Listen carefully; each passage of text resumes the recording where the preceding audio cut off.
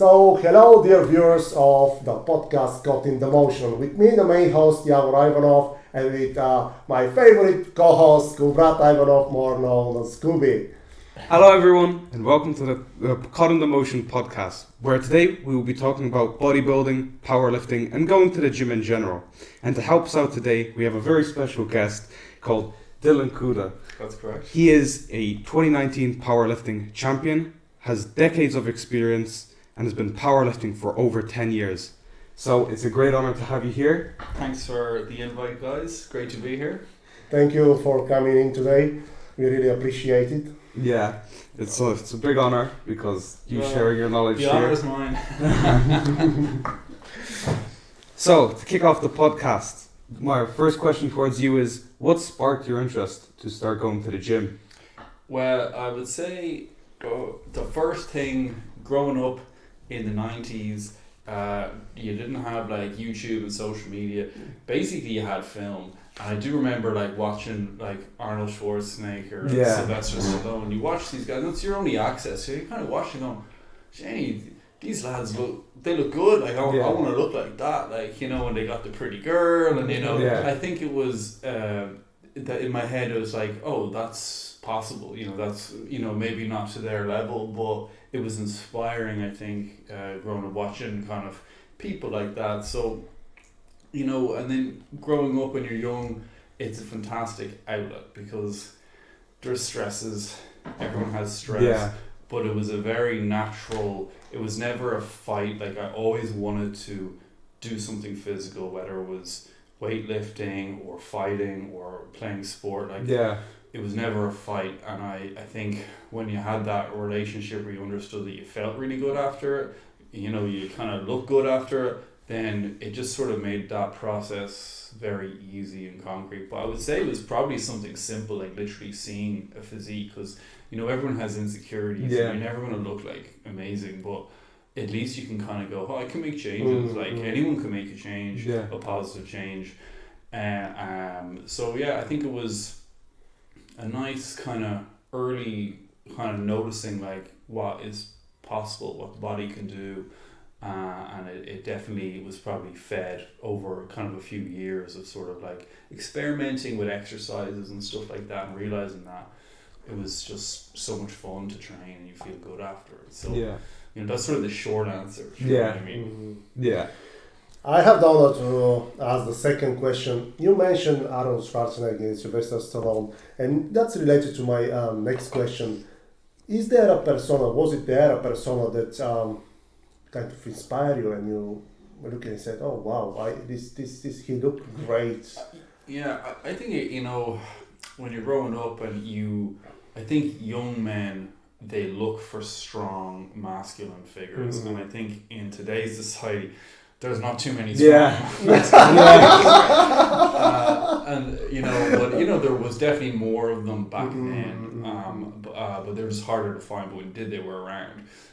So I think young guys, now I'm not saying it's not for young women as well, but young guys, I think they're drawn to something because I think they know innately, like that's what a man is. Like a man is strong, a man is loyal, a man looks after his family, a man protects, a man has to be able to fight, a man should be able to look after himself, he should be fit.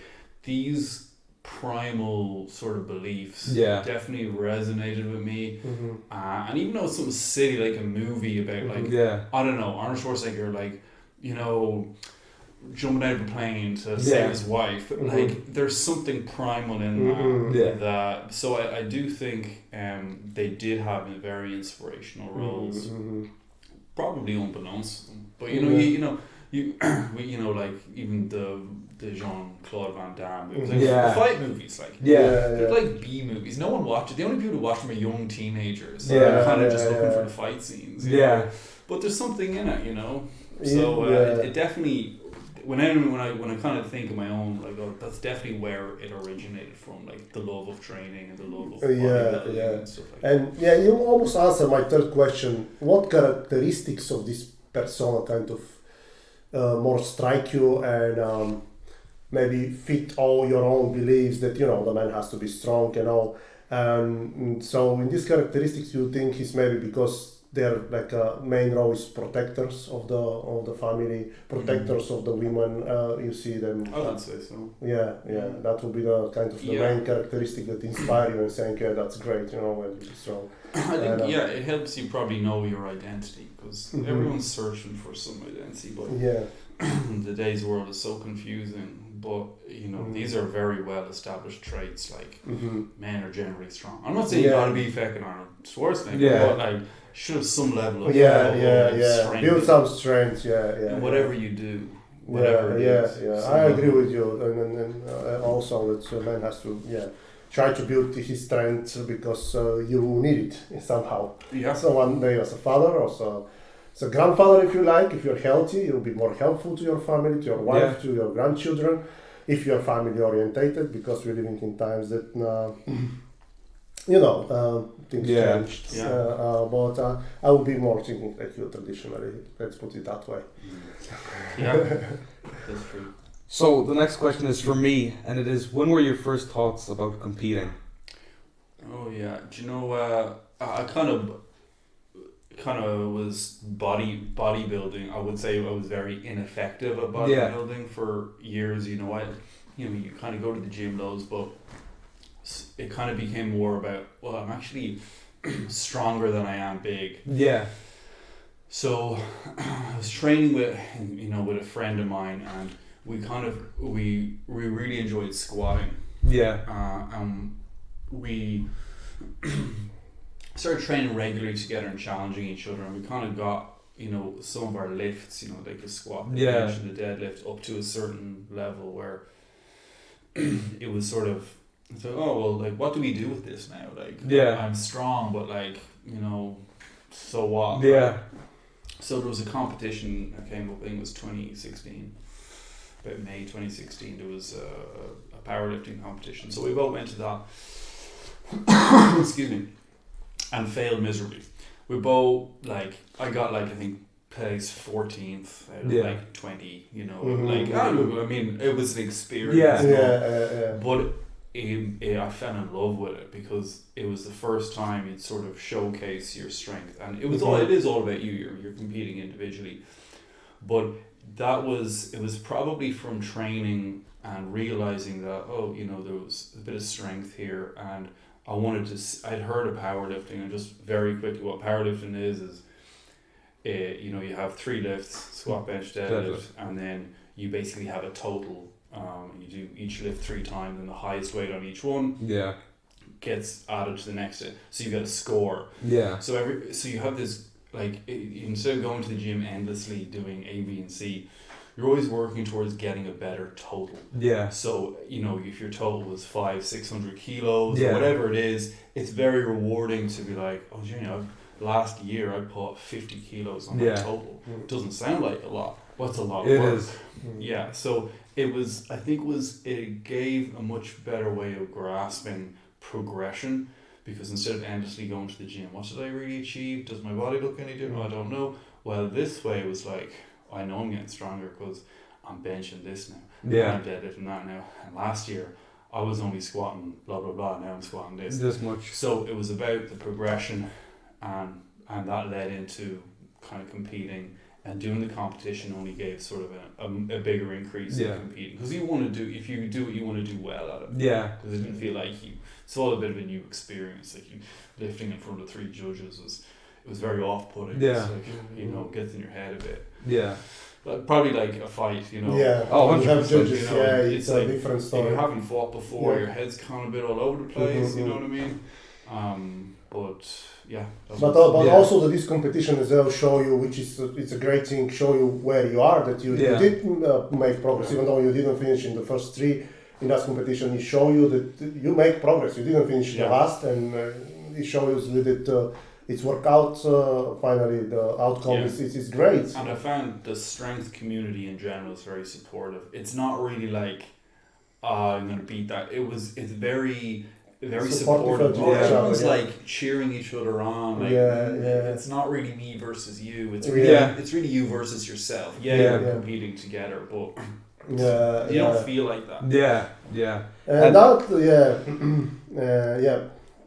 So the next question, just for me, is a generic one. But how much did you weigh? How much did you manage to bench press, squat?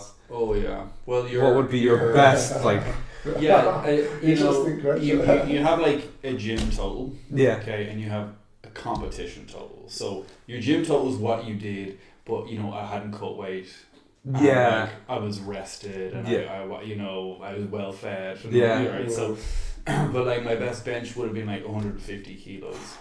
The squat was 200 kilos and the deadlift was 290 kilos. Wow. So That's impressive. they were like, and then the, you know, the competition ones were probably like, you know, 20 kilos off all those. Yeah. You know what I mean? Because you know, Yeah, you're yeah. dehydrated or whatever. Yeah. Yeah. Wow. And then that was at 82 kilos body weight. Yeah.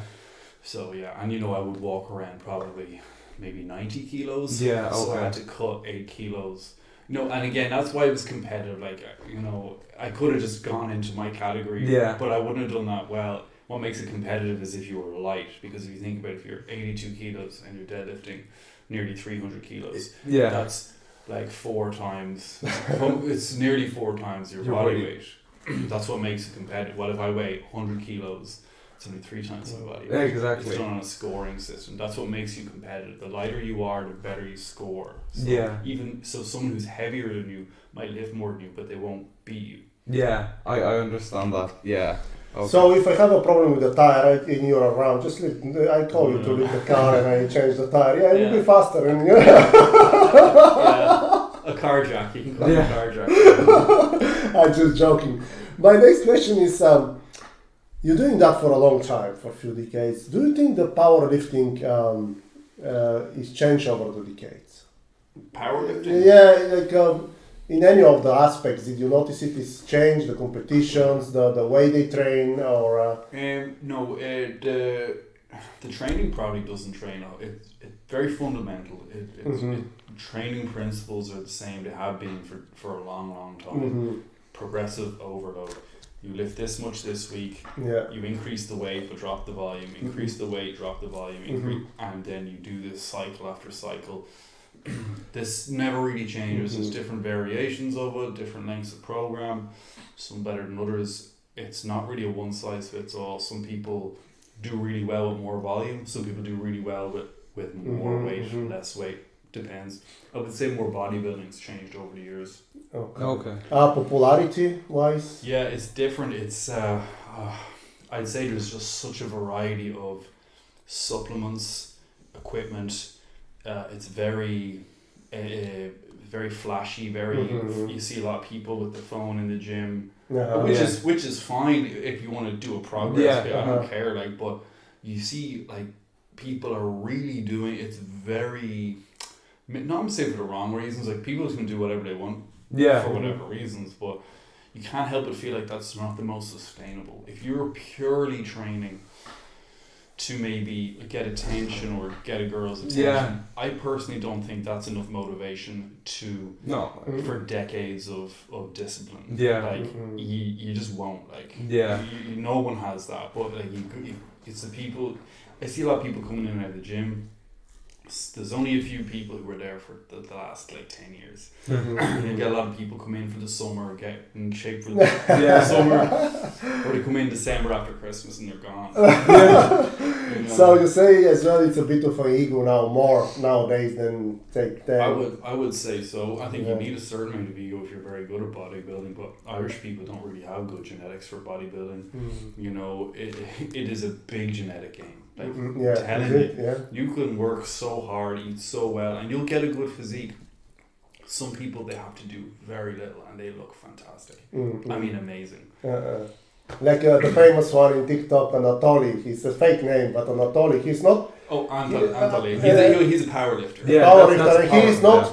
He doesn't look that strong. He's extremely strong. My name is Anatoly. I'm a clean.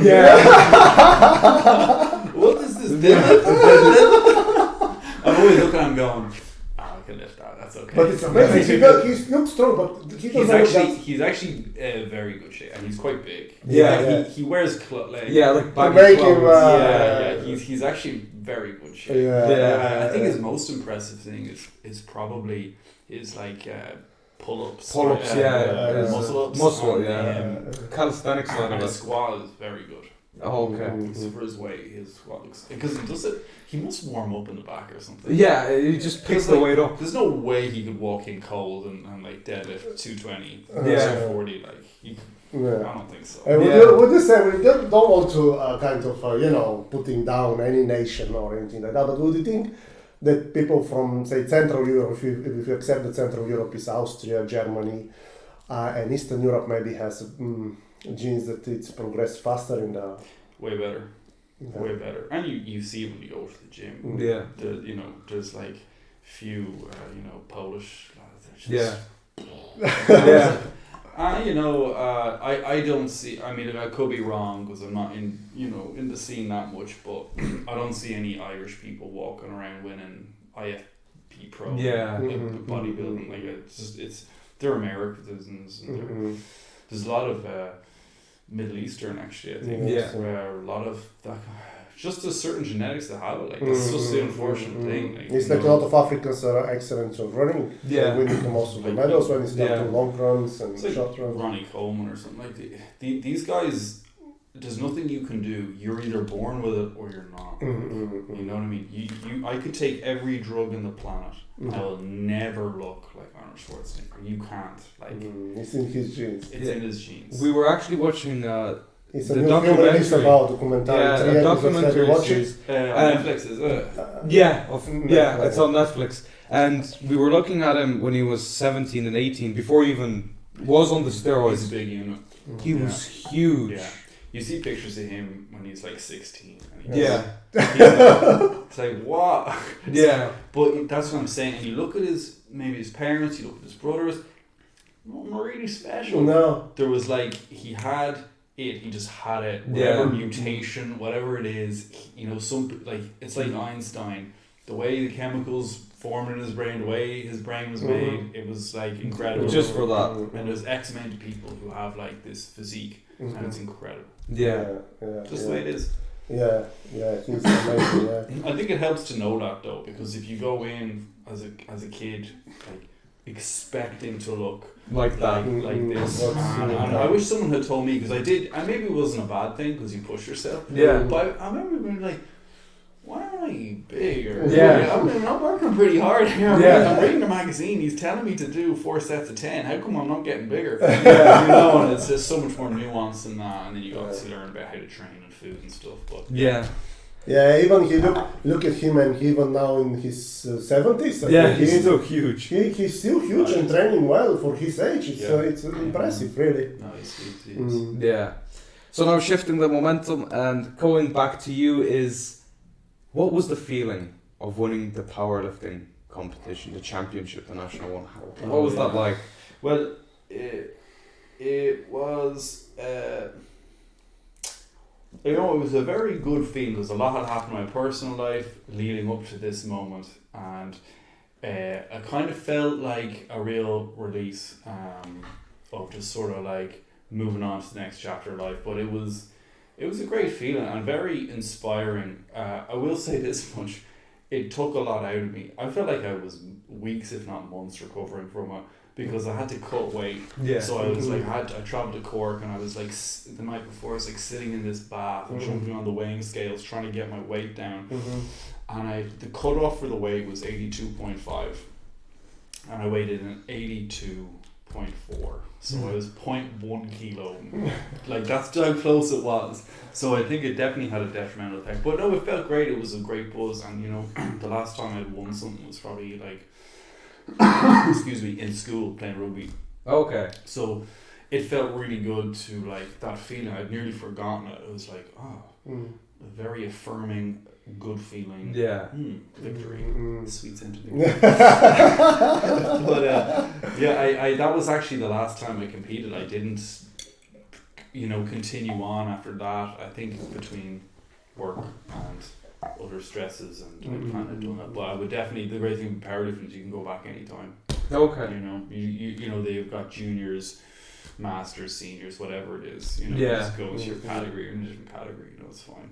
Okay. And how did the gym change your life? Now, you started going to the gym at age 15, so obviously... Well, I had I remember at Christmas my parents bought me a pair of, they're like 15 kilo dumbbells. Okay. And that was probably the way I trained, but I didn't know what I was doing. It's probably doing, you know, mad stuff. But still, yeah, 50, how did it change my... I would say it was definitely an outlet for stress. I mean, like growing up, it's nice to have a healthy direction to kind of focus in. I would say, growing up, and you know, I was always kind of like skinny and like a bit kind of dorky, so it definitely changed maybe my confidence. Yeah. And I would say, you know, you don't get picked on as much because you start putting on like weight. You know, most people are kind of don't know about how to train or how to lift, or so you kind of outgrow them pretty fast. So Yeah. that was kind of nice because, you know, it kind of, you know, with the confidence, you feel good about yourself, you know, you're strong, and if, you know, it gives you a sense of worth. Cause I think the very special thing about training is with academia, you do well in a test, it's like, oh, you must have had a good teacher, you do well in this, you must have had the best. With weightlifting, right, no one can do it but you. You gotta lift the weights. You gotta put in the work, and no one gets, it's no one's credit. It's you. It's all you, like. So I think it's very affirming. So yeah, it was definitely plethora of ways it definitely changed, and still continues to, you know, change things in my life. So it's good. It's all good. And more of a humorous question now. Have you ever showed off your strength, whether it be in public or maybe you're out somewhere with your friends and you're like, look at me?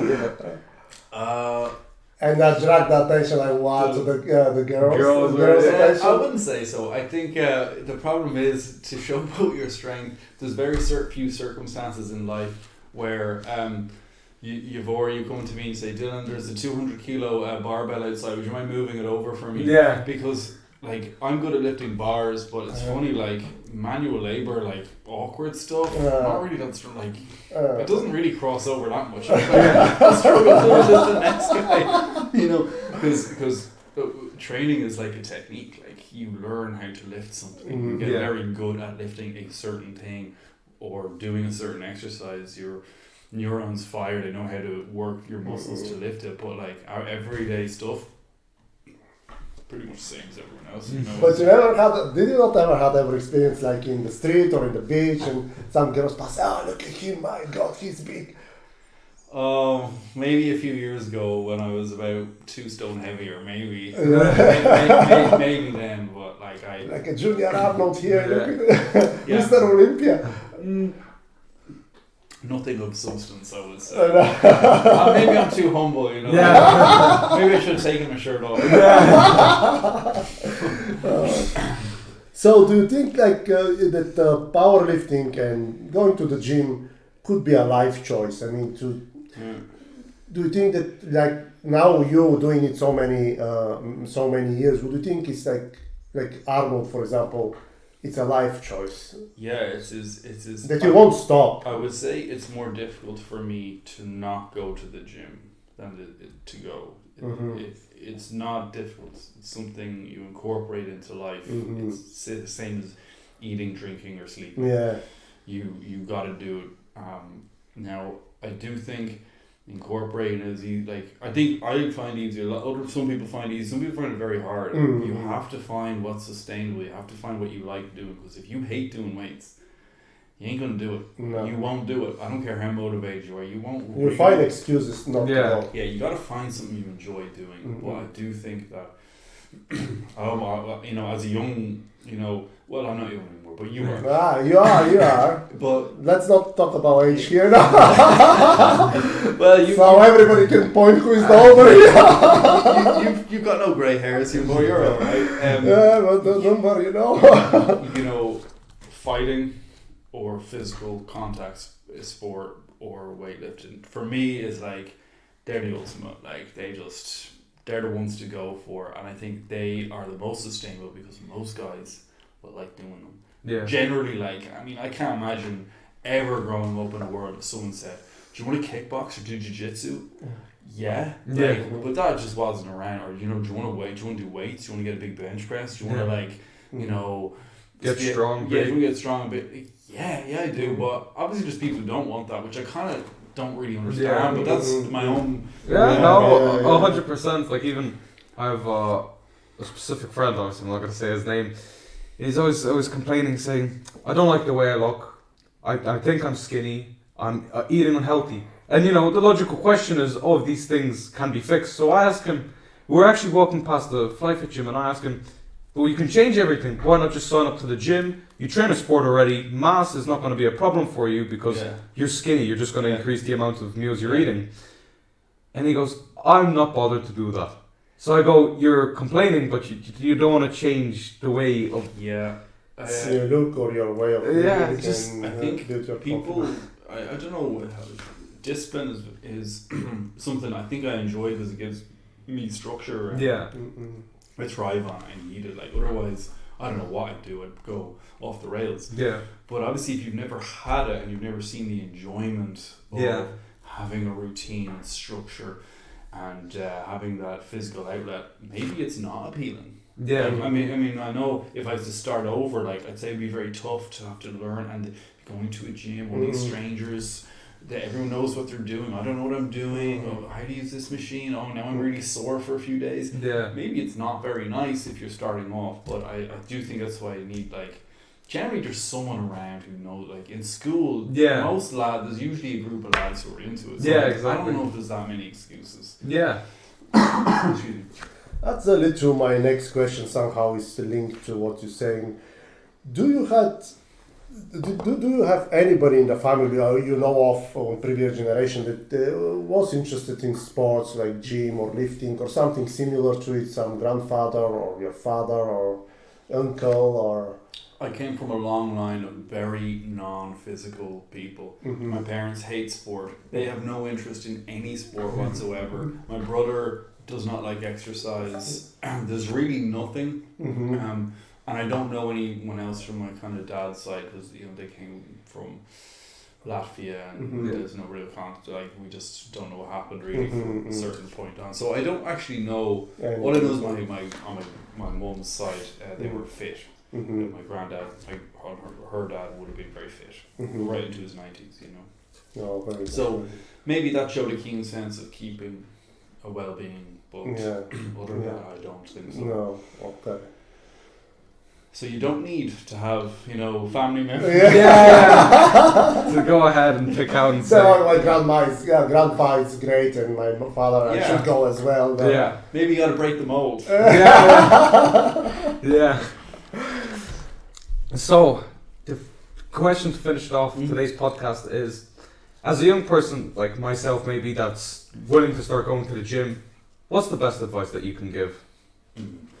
I'd say set realistic goals, figure out what you want to do, because the gym is like a tool, but you can do a heck of a lot with the tool. So you either want to get bigger, or you want to get fitter, or you want to get stronger, or you want to get all of them, but you have to know what you want in order to get out of it. And then you got to have a program. Turning up day after day, just messing around. Because you're young and you're full of testosterone and energy, you'll make some good gains. Yeah. But the smart money is on the guy's got a plan. When he has certain goals, by 3 months, I need to be able to this, I need to be able to do that, I'm working towards this. Yeah. So I would say, know what you want and have a plan. And a couple of the things I wish that I knew when I was younger was rest, how to rest, because I think you don't understand, that's when you grow. You don't grow in the gym. No one grows in the gym. You're not growing in the kitchen. You eat, you feed, you grow and you sleep. So, and then overtraining, like, you know, everyone wants big arms, so they're just doing biceps like 5 days a week. It's like, oh man, like, what a waste of time, you know. You should be pumping time into the compound movements, the big heavy movements. So learn to fall in love with certain exercises and become a master at them. Like to learn how to squat, to learn how to deadlift, to learn how to overhead press or bench press, it takes years, and every now and then you're just tweaking something. Yeah. But it takes a long time. It's a big process. So I'd say enjoy the process as well. That's a big one. Yeah. You got to figure out what works for you, whether it's food, what supplements are the best for you, what the best split is. A bodybuilding split is like you can do chest on one day and legs on this day. Okay, having a good split means there's enough time between the days. Yeah. But also not too much time that you're keeping the strength or the size, whatever it is. It's like it's like balancing plates. Yeah. Spinning plates. It takes a while to figure out. Some people only need to do their shoulders once every 10 days. Other people need to do their legs once every 2 weeks. If you're, it depends on the person. Yeah. Okay. So, patience. Patience. Yeah. Well, nothing great happens in one day. So. Well, as I say, Rome wasn't built. Thank you again, Dylan, for accepting our invitation and coming along today. Pleasure. It was a pleasure. Yeah, it really was. Thanks for having me. Yeah. Talking about yourself and also sharing your knowledge here, because it's not only to us but it's also to our viewers here, and you never know, maybe somebody was thinking of starting and they could take something in for themselves. So. Yeah, no problem. No, very happy to share any advice, and good luck to anyone who's getting into training. You'll enjoy it. You won't regret it. And thank you to the viewers that have been watching us. If you've liked this video, hit the like button, and if you want to see more from us with any future guests or personal debates, hit the subscribe button, and if you want to get notified on any new videos, hit the notification bell, and we'll catch you in the next one.